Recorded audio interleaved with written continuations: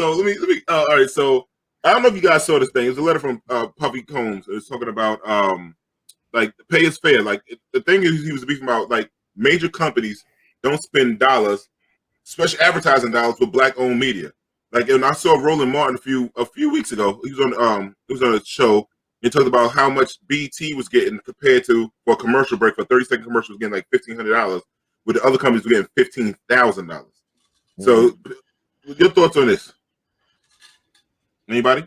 Got a point. Obviously, an obvious point. You know what I mean? When you stop and consider that Black people are the most active consumers of media of every people. You know what I mean? I mean, every demographic. We consume more television, more radio, and more social media. You know what I mean? So we're more active than everybody. And then when you stop and you consider for a fact, I think in his letter he said that only 1% of the advertising market is Black owned. When you stop and think about that, you know, but then we annually Black people spend $1.4 trillion. You know, you would think that someone would have the idea to target us, you know what I mean? And you would put that money with a Black owned media company. But I don't know to get the proper messaging, but I guess that's not happening. We're being taken for granted again. And maybe if it's a case of if it ain't broke, don't fix it. You know, we're still consuming media more than anybody without having all the Black-owned media companies. You know, so why spend with us if we're going to buy it and watch it anyway? You know what I mean? So, so I think what needs to happen is, you know, maybe we need to if that's the goal, and I don't necessarily know that would be a necessary goal for Black people as a whole, is to support. It would be nice if we support Black-owned media or advertising companies, but not even just if us. We do support, like, you know, Black. Like, we watch Revolt, we watch BT and stuff like that. But BT is Viacom. But I think it's like we got to hold these corporations to a standard of spending money with us, because we buy GMC cars, right? We buy the Lexus. You guys own Lexuses, right? You know, so we buy, like, you know, those kind of the Louis Vuittons and all these other places. Well, Louis Vuitton don't really advertise like that, but I mean, I don't know. They might advertise, but like, even like I'm wearing I don't even, what's this, Nautica shirt or whatever it is. Like those kind of stuff, they have to start spending in Black magazines. You know, Black whatever media outlets, like social media outlets, how we do. We should hold them accountable. Like you just said, the spending power. They only understand. They only understand bloodshed and money lost. But are we going to stop? But are we going to But are we going to stop spending on these things because we didn't watch it? We didn't get it from a Black-owned source. You know what I mean? That's what I'm saying. So it might be a thing where they don't have to. People do what you let them know. First of all, let me say this. Let me say this, and I'm not even casting I'm not trying to be disrespectful or anything like that. I hope when Puffy makes this statement, I hope he extended the same care to his artists and things like that to make sure that they got paid. You know, because I remember watching the interview years ago. They asked Faith Evans, they like, "Are you a millionaire?" She's like, "Well, not liquid." She was around when Biggie was around. How is she not a millionaire liquid? I mean, so, and if Puffy worth $500 million or something like that. So I think there may be something wrong with that when you say that, and then you've done the same things to your own artists and people, if that's the case. And I don't know that it's the case. It always seems like it is from what I hear or read. Secondly, I think we have to start doing things as a block.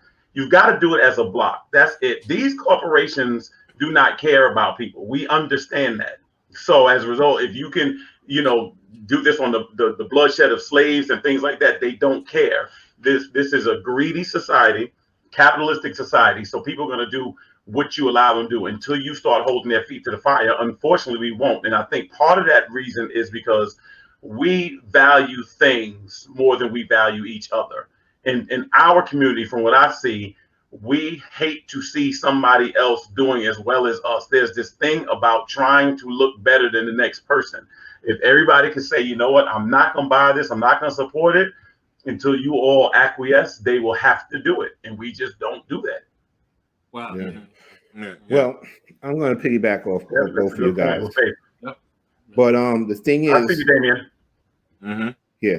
What I wanted to say is that you know, these companies, they don't market. You would think it would be the opposite. You would think that they would want to spend a lot of money with black media because African Americans are the number one consumers.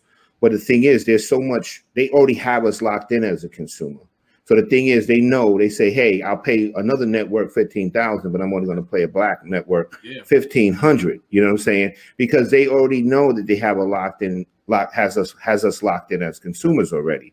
So the thing is, they know also too, if they paying these black media companies top dollar, these black media companies will become very powerful very quickly when you start getting those big dollars. You know what I'm saying? So I think it's about, trying to keep the black media from being enriched, and the thing is, they already have control from other networks of marketing to us and keeping us as consumers. Yeah. And the first thing during war times, the first thing when you go to another country, you cut off communications. So like you said, Rodney, if you can make the media things bigger and we can put out certain kind of messages, you got to nip that shit in the butt early. So that's just like a war strategy type of thing. Yeah, they don't want to enrich you because they know that the money is power. And the more money you have, the more power you're going to be able to have, the more people you're going to be able to reach. You know what I mean? So that's why they're not going to give you a lot of money. Yeah. Damon says they're hiring black people, talent, and creatives to work under them. Yeah. Minimize competition. Yeah. You're not going to start it. They're already hiring from your best talent. They're your best talent. It's interesting. I met with a guy this week, and he was telling me, he said, and this guy's in Texas, and he was saying that I had a phone conversation, and a friend of mine introduced me to this gentleman. He said a white man told him before, I think you want to be equal to white men. And he's like, no, I don't run a race to be tied. So those guys asking like, the goal should be, to be equal to white man. And he's like, well, I got to be equal to you. I don't want to be equal to you. I want to be better than you, like you want to be better than me. That's right. And that's real. But I'm saying we can do it. To me, I've always believed this. Just do what you can do. Control what you can control. You know what I'm saying? Like what? It feels good when you decide to walk out of a store and say, oh, you know what? Give my money back. I don't care if it's $10, but it's yours and makes a difference. You know what I'm saying? And that's the thing. And I've learned that from the time I was a kid. My parents was like, listen, you need to be able to fight for your rights because you're going to have to. That's just it. Yeah. You know what I'm saying? You know me, I always say, tell motherfuckers who you are. Yeah. Well, they tried to tell me a little different, but I got it. Speaking of spending money, Target, a company out of Minneapolis, Minnesota, has decided to they plan on spending $2 billion of black-owned businesses by the year 2025. My thoughts on that is, don't burn our shit down in May. I mean, it's happy that you're giving another platform for black folks to buy stuff, but oh man, bro, I think it's funny how they starting to come out. These companies starting to come out. They know shit. If the shit go wrong, they looking at their bottom line. They're like, hold up, let me throw some money here. And they listen, man, are they using that for write-offs? These are write-offs that Target wants to use. I mean, they said they're gonna support. I guess they're gonna buy. No, they're gonna buy. They're gonna buy black like Rodney shirts and stuff like that. They're gonna buy stuff like that. Okay. That's cool. So basically, they're gonna give small black-owned businesses opportunity to put their merchandise in Target. Yep, they have shelf life. Shelf space. They have shelf space, which is smart because that goes back to our original point before. With us, with our spending power and us also being the most active, let's say, on social media. They know they have social media markets too. They watch the trends. They follow the trends. They see that there's an uptick in black people, you know what I mean, saying, hey, buy black.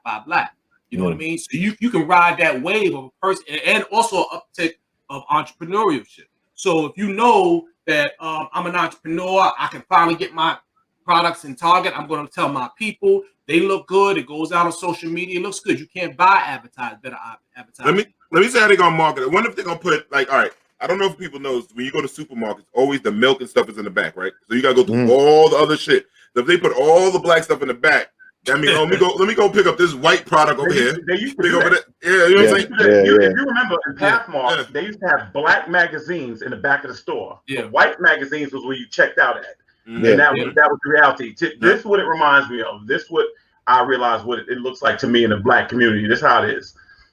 The black community, to me, is the elephant, right? And then you have the little trainer that's sitting there like, I don't want the elephant to know how powerful the elephant is, because if it finds out, I won't be able to control it. Correct. So from the time the elephant is little, you just always keep a little chain on it just to make sure that eventually it would just comply. It just, you know what I'm saying? And so that's what it is. If we ever find out the power that we have, that's the reality. You see what I'm saying? I remember one time I was in Israel. I was in Jerusalem in the mid-90s. I'm watching little Jewish kids and Palestinian kids walk around with FUBU hats on.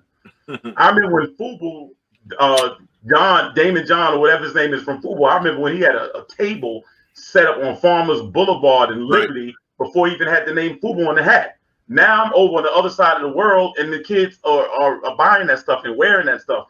We impact everything. Somewhere along the line, we've got to take that fuel and use it to go forward for ourselves somewhere.